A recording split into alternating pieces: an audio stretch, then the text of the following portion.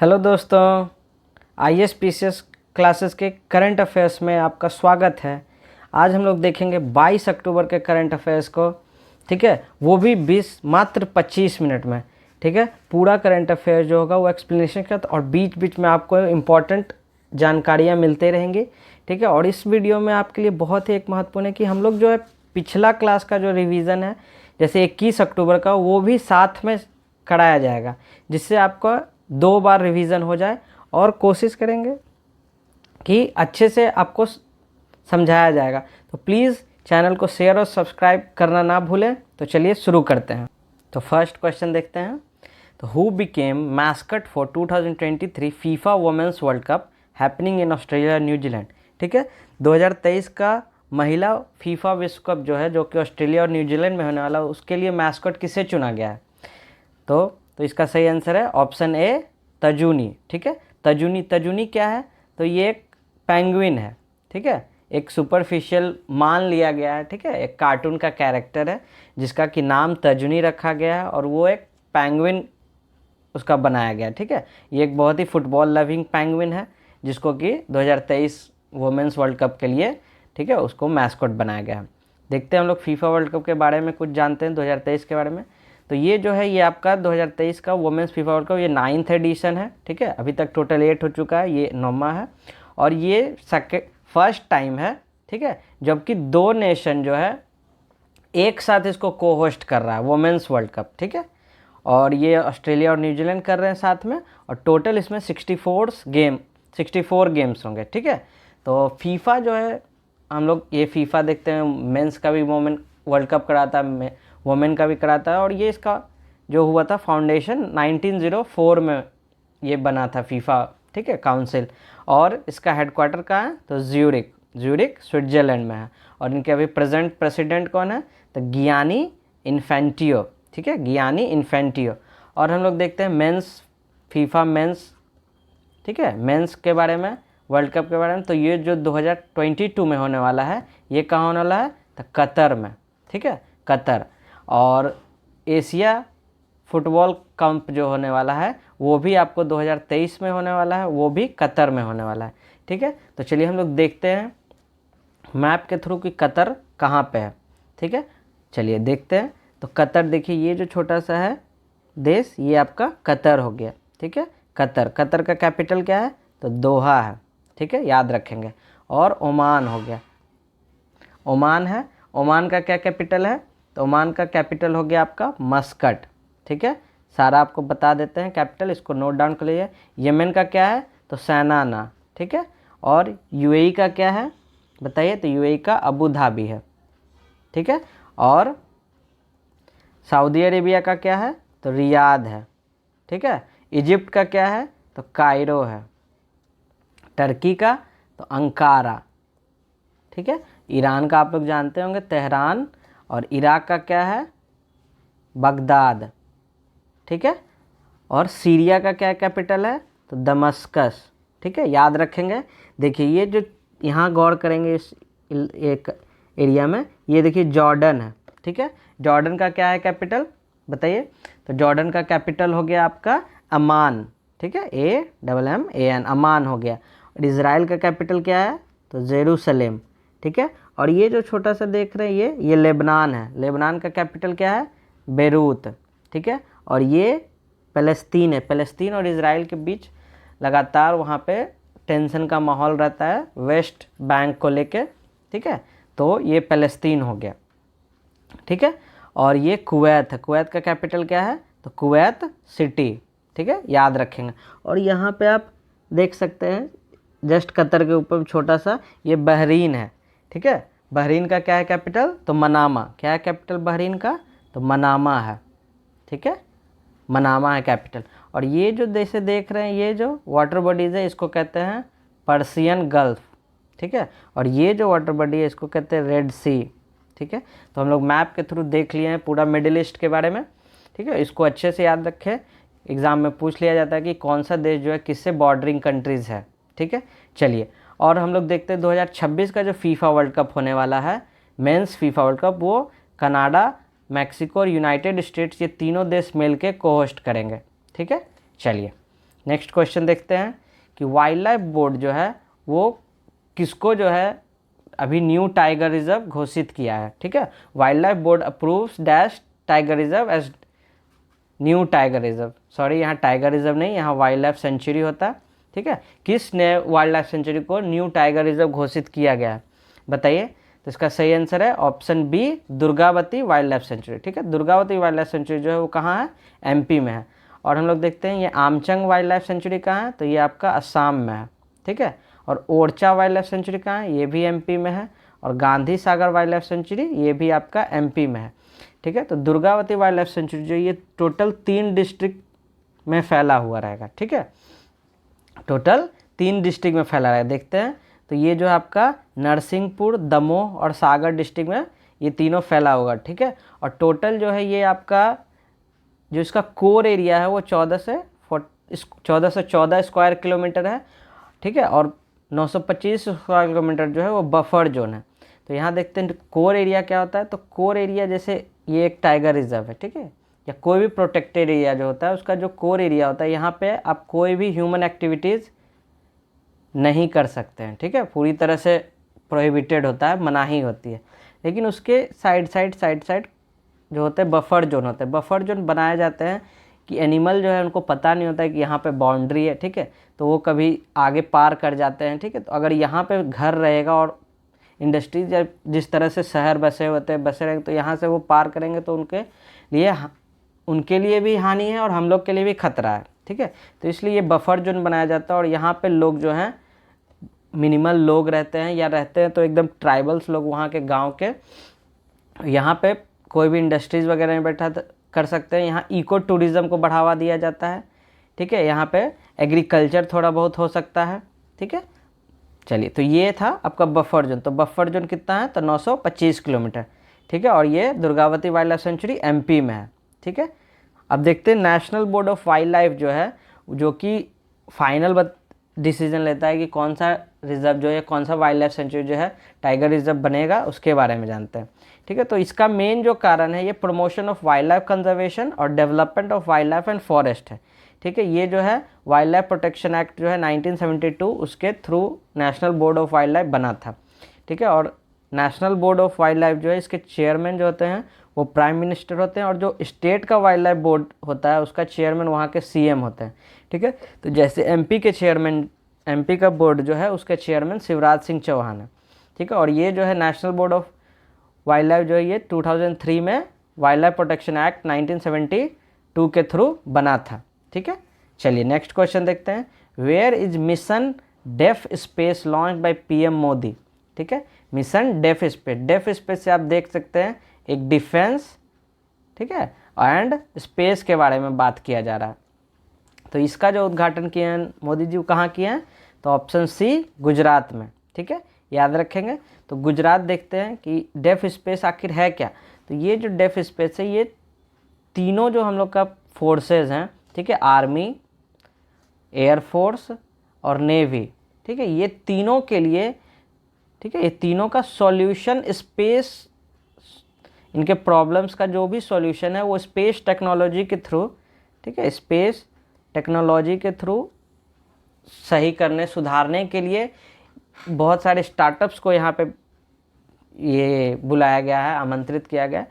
ठीक है, उनके सॉल्यूशन के लिए। ठीक है, तो देखिए, effort to develop innovative solution for 3 services, air force, navy, army in the space domain through the Indian industry and startups. ठीक है, और इसी में जो मिशन डेफ स्पेस है, इसी में मोदी जी जो है वो 101 जो आइटम है उसको बैन कर दिए हैं कि उसको इंपोर्ट नहीं किया जाएगा। ठीक है, कुछ समय बाद उसको इंपोर्ट नहीं किया जाएगा, वो सिर्फ हम लोग के यहाँ जो इंडिजीनियस इंडस्ट्री है, इंडिजीनियस जो कंपनीज़ हैं वो बनाएगी। ठीक है, जिससे हम लोग का जो क्या होगा, इंपोर्ट घटेगा। ठीक है, डिफेंस में इंपोर्ट घटेगा और हम लोग का फॉरेक्स बढ़ेगा, यहाँ की अपने कंपनी मेक इन इंडिया का बढ़ावा मिलेगा। ठीक है, लोकल फॉर वोकल को बढ़ावा मिलेगा और अपने कंपनी को पैसा आएगा, जिससे हम लोग के लोगों को रोज़गार भी मिलेगा। ठीक है, तो इसलिए अधिकतर जो बहुत सारे डिफेंस इक्विपमेंट्स हैं उसको इंपोर्ट करने से रोका जा रहा है। और देखते हैं तो मिशन डेफेस जो है वो किस लिए किया गया, तो इंडिया का तैयारी जो है वो फ्यूचर स्पेस अपॉर्चुनिटी, जो स्पेस जो टेक्नोलॉजी है, स्पेस जो इतना बड़ा है उसमें बहुत बड़ा अपॉर्चुनिटी है, जिसका कि इंडिया जो है अभी वो एक बहुत, जैसे इतना बड़ा अगर ये है तो इंडिया एकदम छोटा सा भाग, इतना बस उसका पार्ट है। ठीक है, देखते हैं कैसे कैसे। तो अभी टोटल जो है आपको ग्लोबल स्पेस इंडस्ट्री जो है, ठीक है, वो 447 बिलियन का है, देख रहे हैं। और इंडिया जो है उसका सिर्फ इंडिया स्पेस इकोनॉमी कितना है, तो मात्र 5 बिलियन। ठीक है, 447 बिलियन का मात्र 5 बिलियन है। तो इस, और हम लोग यूएसए और चाइना से बहुत ही इसमें पीछे हैं। तो इसको बढ़ावा देने के लिए कि स्पेस में इंडिया आगे बढ़े, ठीक है, स्पेस मार्केट में आगे बढ़े, इसके लिए ये लॉन्च किया गया था। ठीक है, चलिए आगे देखते हैं। तो डेफ स्पेस में ही, ठीक है, एक HTT-40 हिंदुस्तान टर्बो ट्रेनर 40 जो कि इसका फुल फॉर्म है, वो एयरक्राफ्ट जो है उसको यहाँ पे शोकेस किया गया। तो बताइए HTT-40 जो है किसके द्वारा डिज़ाइन और बनाया गया, बताइए। तो जो ये जो बनाया गया है, तो इसका सही आंसर है option C, Hindustan aeronautics limited के द्वारा। ठीक है, हिंदुस्तान एरोनॉटिक्स लिमिटेड के द्वारा। ठीक है, तो देखते हैं ये HTT जो है HTT-40 जो ये कि ट्रेनर एयरक्राफ्ट है, नाम से आप देख रहे हैं यहाँ पे ट्रेनर एयरक्राफ्ट। ये जो है, जो हम लोग देखते हैं कि ग्लाइडर एरोप्लेन होते हैं जो कि सीखने में काम आते हैं, तो ये जो है इसी तरह ट्रेनर एयरक्राफ्ट का काम करेंगे। ठीक है, कि ये बेसिक ट्रेनिंग एयरक्राफ्ट है HCL के द्वारा इंडियन एयरफोर्स के लिए। ठीक है, और इससे पहले जो HPT-32 दीपक ट्रेनर थे, इसको ये रिप्लेस करेगा। ठीक है, चलिए नेक्स्ट देखते हैं कि VK सक्सेना अप्रूव्ड 4 जिला सैनिक बोर्ड्स इन विच स्टेट। तो सबसे पहले VK सक्सेना, तो इसका सही आंसर है, उसका सही आंसर है ऑप्शन ए, दिल्ली। ठीक है, VK सक्सेना जो हैं दिल्ली के लेफ्टिनेंट गवर्नर हैं। ठीक है, तो ये जिला सैनिक बोर्ड क्या है, तो जिला सैनिक बोर्ड जो है वो सेंट्रल गवर्नमेंट के द्वारा एक कमेटी का गठन किया गया था 2018 में। ठीक है, वो रिपोर्ट अपना दिया था, और उसके रिपोर्ट के बेसिस पे ये जिला सैनिक स्कूल का, ठीक है, बनाया गया है। और ये रिपोर्ट किस बेसिस पे जिला सैनिक स्कूल बनाया, किस लिए गया है, तो ये बनाया गया आपको responsible for policy formulation and implementation of resettlement and welfare scheme for ex serviceman and their widows. जो हम लोग के भूतपूर्व सेना, सब जो भी सेना में कार्यरत थे पहले से या फिर वैसे जो कि शहीद हो गए हैं, उनके विडोज़ को, उनके पति के, उनके घर वालों के लिए वेलफेयर के लिए इसको गठन किया गया है, इसको बनाया गया है, जो कि दिल्ली में अभी टोटल 4 बनाया गया है। ठीक है, तो आप देख सकते हैं 2018 का report high level committee central government के द्वारा कमेटी का गठन हुआ था, उसमें बनाया गया। चलिए नेक्स्ट देखते हैं, which state CM inaugurated states first government English medium college. बताइए इसका सही आंसर क्या होगा, तो इसका सही आंसर है ऑप्शन ए, ठीक है, त्रिपुरा। त्रिपुरा में पहला जो है इंग्लिश मीडियम कॉलेज खोला गया है।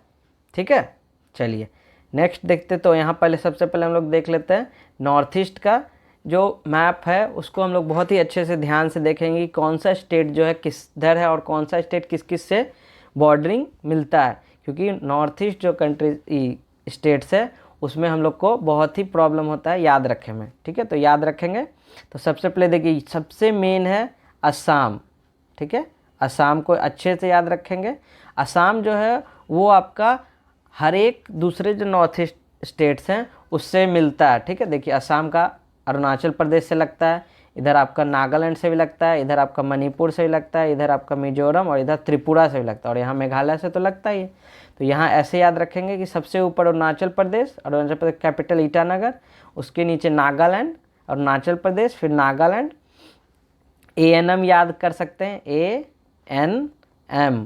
ठीक है, चलिए, तो उसके बाद मणिपुर, उसके बाद मिजोरम, ठीक है, और इधर त्रिपुरा, और यहीं से हम लोग का जो है ट्रॉपिक ऑफ कैंसर भी पास होता है, जो कि त्रिपुरा और फिर मिजोरम से पास होता है। ठीक है, और ये हो गया आपका सिक्किम। तो ये था नॉर्थ ईस्ट का पूरा मैप। ठीक है, याद रखेंगे इसको। और फर्स्ट इंग्लिश मीडियम का कॉलेज कहाँ खुला है, तो त्रिपुरा में। चलिए नेक्स्ट देखते हैं, mission schools of excellence launch by PM Modi in which state. ठीक है, तो मिशन स्कूल ऑफ एक्सेलेंस जो है वो खोला गया आपको गुजरात में।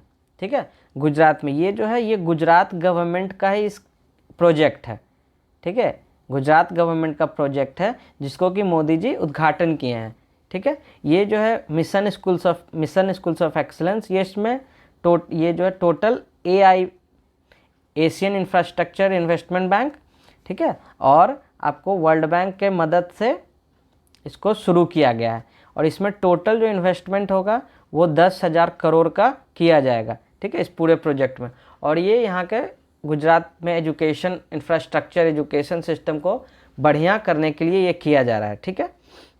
देखिए, Asian infrastructure AIB and world bank 7,500 crore का लोन दिया है और इसमें बजट जो है वो 10,000 करोड़ का है, ठीक है। अब हम लोग देखते हैं कि एशियन इंफ्रास्ट्रक्चर इन्वेस्टमेंट बैंक के बारे में, ठीक है। तो एशियन इंफ्रास्ट्रक्चर इन्वेस्टमेंट बैंक जो है, इसका जो है फाउंडेशन जो हुआ था वो 2016 में, ठीक है। और इसका हेडक्वार्टर कहाँ है, तो बीजिंग में, याद रखेंगे। और अभी प्रेजेंट में प्रेसिडेंट कौन है, तो जिन लिक्विन। कौन है, जिन लिक्विन है AIIB के प्रेसिडेंट, ठीक है। और फिर वर्ल्ड बैंक का हम लोग देखते हैं, तो वर्ल्ड बैंक में अभी टोटल 189 मेंबर कंट्रीज़ हैं, ठीक है। और ये वर्ल्ड बैंक जो है, वर्ल्ड बैंक और IMF, ये जो है आपको ब्रिटेन वुड्स कॉन्फ्रेंस 1944 में हुआ था, ठीक है, जो कि ब्रिटेन वुड्स जो है USA में है, ठीक है। इस कॉन्फ्रेंस के थ्रू ये दोनों वर्ल्ड बैंक और IMF का गठन हुआ था, ठीक है। और इन दोनों का हेडक्वार्टर कहाँ है, तो वाशिंगटन DC में। और कब बना था ये, तो 1945 में दोनों बना था, ठीक है। चलिए नेक्स्ट देखते हैं। Centre appoints whom as new revenue secretary. बताइए नए हम लोग के न्यू रेवेन्यू सेक्रेटरी कौन बने हैं, बताइए। तो इसका सही आंसर क्या है, तो इसका सही आंसर है ऑप्शन D, संजय मल्होत्रा, ठीक है। क्या है ऑप्शन, तो संजय मल्होत्रा, इनको न्यू रेवेन्यू सेक्रेटरी बनाया गया है, ठीक है। चलिए आगे देखते हैं, बहुत सारे इस बार। और ये जो हैं संजय मल्होत्रा जो हैं, ये 1990 के बैच के IAS ऑफिसर हैं, जो जिनका कि राजस्थान कैडर है। और पहले ये किनको रिप्लेस करेंगे, तो ये तरुण बजाज को रिप्लेस करेंगे, जिनका कि कार्यकाल नवंबर में ख़त्म होने वाला है। उनके जगह पे संजय मल्होत्रा आएंगे। और इसके साथ ही बहुत सारे अलग अलग डिपार्टमेंट में, अलग अलग मिनिस्ट्री में रेवेन्यू सेक्रेटरी का जो पोस्ट है वो दूसरे को दिया गया, मीन्स रिप्लेस किया गया, या वो सेवानिवृत्त हो रहे हैं, ठीक है। तो देखते हैं और कौन कौन है। जैसे न्यू डिफेंस सेक्रेटरी कौन है, तो अरामने गिरीधर, याद रखेंगे, डिफेंस सेक्रेटरी अरामने गिरीधर, ठीक है। New secretary ministry of corporate affairs, तो यह है मनोज गोविल, ठीक है। और देखते हैं new secretary of department of financial service, तो हैं विवेक जोशी, ठीक है। और स्टील सेक्रेटरी के कौन है, नागेंद्र नाथ सिन्हा, ठीक है। और फिर देखेंगे new secretary of department of rural development, तो शैलेश कुमार सिंह। और new secretary of ministry of heavy industries, तो कमरान रिजवी, ठीक है। इसको अच्छे से याद करेंगे और अपने नोट कॉपी में नोट डाउन भी कर लेंगे, ठीक है। इससे कोई एक ना एक क्वेश्चन आएगा। चलिए तो आगे देखते हैं कि which chess player wins Meltwater champions chess tour 2022। बताइए इसका सही आंसर। तो इसका सही आंसर है ऑप्शन A, ठीक है, मैग्नस कार्लसन, ठीक है। मैग्नस कार्लसन जो किस कंट्री से बिलोंग करते हैं, तो ये नॉर्वे से बिलोंग करते हैं, ठीक है। मैग्नस कार्लसन जो हैं वो नॉर्वे से बिलोंग करते हैं और ये मेल्ट वाटर चैंपियनशिप जीतते हैं, ठीक है। किनको हरा के, तो ये अर्जुन इरिगसई, ठीक है, याद रखेंगे, अर्जुन इरिगसई को हरा के ये जीते हैं, ठीक है। और इंडिया इनको अभी इसी टूर्नामेंट में, जो मेल्ट वाटर चैंपियनशिप टूर्नामेंट है चेस टूर, इसमें आपको दोरन्ना DG, ठीक है, डी गुकेश जो हैं वो सबसे यंगेस्ट प्लेयर हैं, जो कि मैग्नस कार्लसन को अभी के तक के हिस्ट्री में हराए हैं, ठीक है। मैग्नस कार्लसन को अभी तक के हिस्ट्री में हराए हैं। और इनका एज कितना था, तो इनका था 16 साल 4 महीना 20 दिन, ठीक है। और उससे पहले इंडिया के ही प्रज्ञानंदा जो थे वो भी हरा चुके थे, जब इस वर्ल्ड नंबर 1 थे, और उनका उस समय का एज था प्रज्ञानंदा का 16 साल 6 महीना और 10 दिन, ठीक है, 10 डेज, ठीक है। तो जिससे कि देख सकते हैं हम लोग के इंडियन में जो है नंबर 1 बच्चे जो हैं, जो 16 साल के हैं, वो हरा रहे हैं नंबर 1 चेस चैंपियंस को, ठीक है। तो चलिए नेक्स्ट देखते हैं। ISRO named whom the principal scientist of ISRO's Aditya L1 mission. ठीक है। इसरो जो है आदित्य L1 मिशन के लिए प्रिंसिपल साइंटिस्ट किन्हें बनाया है? तो इसका सही आंसर है option D, doctor Shankara Subramaniam K. ठीक है, डॉक्टर शंकरा सुब्रमण्यम के। तो हम लोग देखते हैं सबसे पहले आदित्य L1 मिशन जो है ये किस लिए है? तो आदित्य L1 मिशन जो है वो सन का, ठीक है, सन के लिए वहाँ का जो रिसर्च है सन का किया जाएगा। ठीक है, वहाँ के लिए प्रोजेक्ट इसको बनाया गया है। तो ये क्या करेगा? तो ये स्टडी करेगा सन के कोरोना का। कोरोना होता है जो आगे का हम लोग जो देखते हैं जो जलते हुए पूरा रहता है, ठीक है, उसको कहते हैं फोटोस्फीयर। और उसी में आपका काला काला जो होता है वो ब्लैक स्पॉट होता है और वहीं पे कोरोना होता है। ठीक है, सन्स फोटोस्फीयर हो गया, ठीक है, क्रोमोस्फीयर जहाँ से अल्ट्रावायलेट रे निकलता है, ठीक है, और कोरोनल मास इजेक्शन, ये सब टेक्निकल टर्म्स हो जाते हैं। ठीक है, चलिए, तो मेनली यही है कि आदित्य L1 मिशन जो है वो सन का रिसर्च करने के लिए भेजा जाएगा। ठीक है, और उसके जो प्रिंसिपल साइंटिस्ट बनाए हैं डॉक्टर शंकरा सुब्रमण्यम के। ठीक है, नेक्स्ट देखते हैं तो इसरो के अभी प्रेजेंट चेयरमैन कौन है? तो एस सोमनाथ। ठीक है, और इसरो कब बना था? इसका फाउंडेशन हुआ था 15 अगस्त 1969 को। और इसके फाउंडर कौन है इसरो के? तो डॉक्टर विक्रम साराभाई। ठीक है, चलिए, तो आज ये लास्ट क्वेश्चन था। ठीक है, अब हम लोग कल का रिवीजन करेंगे। ठीक है, जो 21 अक्टूबर का करंट अफेयर था उसका आप लोग आंसर बताते जाइएगा कमेंट करके। मैं तो यहाँ बताऊँगा ही। In which city Hardeep Puri inaugurated Asia's largest compressed biogas plant? बताइए। तो इसका सही आंसर है पंजाब। ठीक है, पंजाब में, पंजाब के संगरूर में। ठीक है, संगरूर डिस्ट्रिक्ट में ये खोला गया है। ठीक है, चलिए दूसरा देखते हैं। World bank appoints whom as chairman of court of arbitration for Indus water treaty? तो इसको किनको बनाया गया है? तो इसमें बनाया गया सीन मर्फी को। ठीक है, सीन मर्फी को chairman of court of arbitration बनाया गया। और एक और पर्सन है जिनको कि न्यूट्रल, ठीक है, न्यूट्रल एक्सपर्ट बनाया गया है। वो कौन है? तो वो है आपको माइकल लीनो। ठीक है, माइकल लीनो है। ठीक है, याद रखेंगे। चलिए, one health joint plan action, ये जो one health joint plan action है ये किस ऑर्गेनाइजेशन का इनिशिएटिव है?